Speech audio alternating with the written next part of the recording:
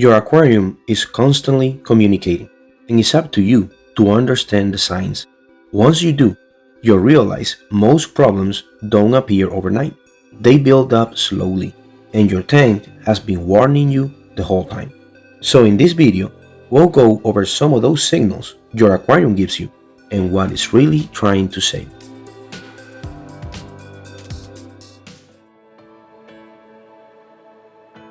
If you ever notice tiny white worms or dots crawling on your aquarium glass, it might be a little scary at first, but it's actually your aquarium trying to tell you something. What you're seeing is a microfauna bloom, a sudden increase of microscopic life that appears when your tank has more food than it needs. These little organisms, like planaria or detritus worms, feed on uneaten fish food, algae, and organic waste.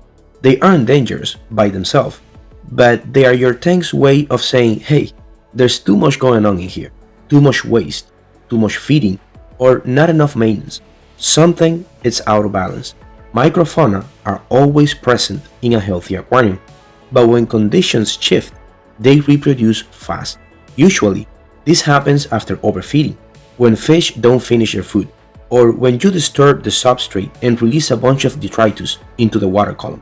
In other cases, it can happen when you add new plants or driftwood that bring in microorganisms, and your tank simply reacts to the sudden nutrient boost. The good news, this is one of the easiest warnings your aquarium can give you. The best way to fix it is not by cleaning everything, that actually makes it worse. Just reduce feeding for a few days, add a small group of shrimp or snails, and give your filter time to catch up. Within a week or two, the microfauna will naturally balance themselves out. Think of them as your aquarium's early warning system. When they show up in large numbers, it's never random. It's your tank whispering that it's time to slow down, feed less, and let balance return on its own.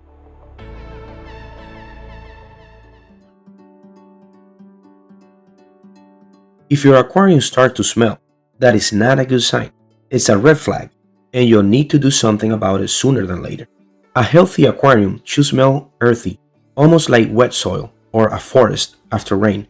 But when that scent turns sharp, sour, or just plain bad, your aquarium is sending a message loud and clear. There's too much organic waste breaking down somewhere, which, putting it simply, means that your aquarium is dirty. That smell comes from excess proteins and organics decomposing faster than your filtration or bacteria can handle.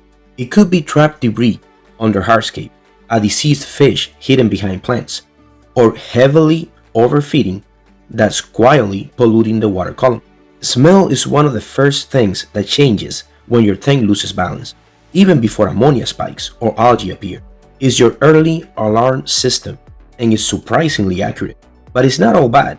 It's also easy to fix once you know what to look for. Start by checking your substrate.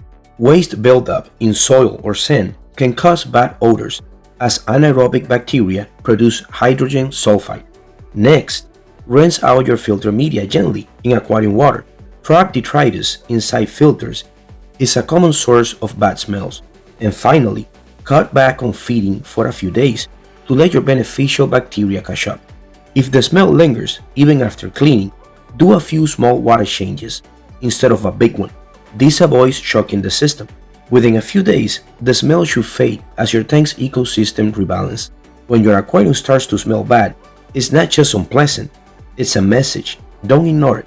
It's a clear reminder that something's off in your aquarium, and you should fix it before it gets worse.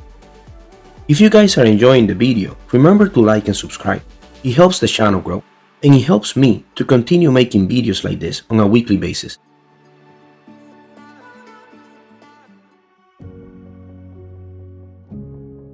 Cloudy water usually points to a bacterial imbalance, and it happens more often than people think.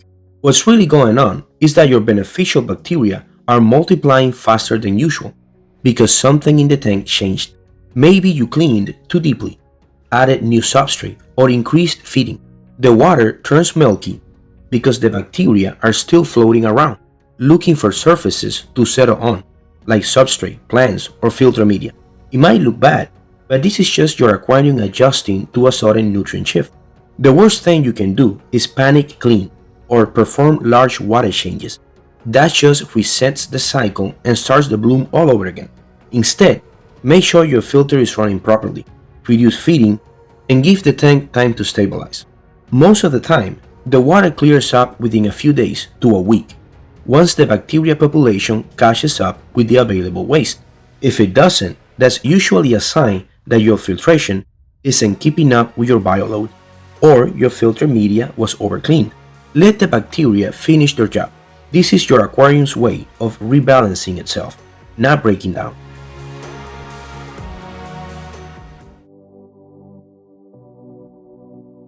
When fish start gasping at the surface, it's almost always an oxygen problem, and it can go downhill fast if ignored. Fish breathe through dissolved oxygen in the water, and when that level drops, the surface becomes the only place left where oxygen exchange happens. It doesn't always mean your tank is dirty. It could be as simple as poor surface movement.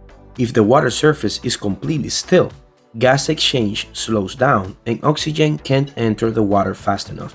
Make sure your filter outlet or air stone creates gentle ripples across the top. That thin layer of movement is what keeps oxygen levels stable. Temperature can also play a big role here. The warmer the water, the less oxygen it holds.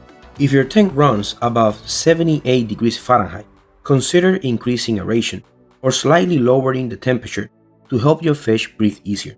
CO2 systems can make this worse if you're not careful.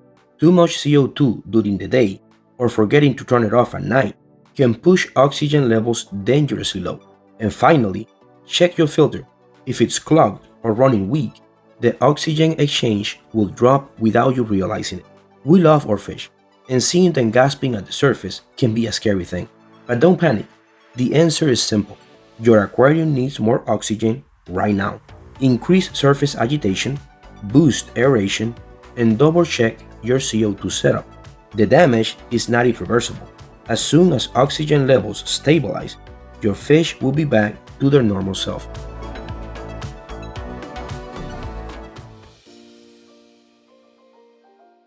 Pearling is one of the most beautiful things you'll ever see in a planted tank. Tiny oxygen bubbles forming on the leaves like little pearls. It's a clear sign that photosynthesis is happening at full speed.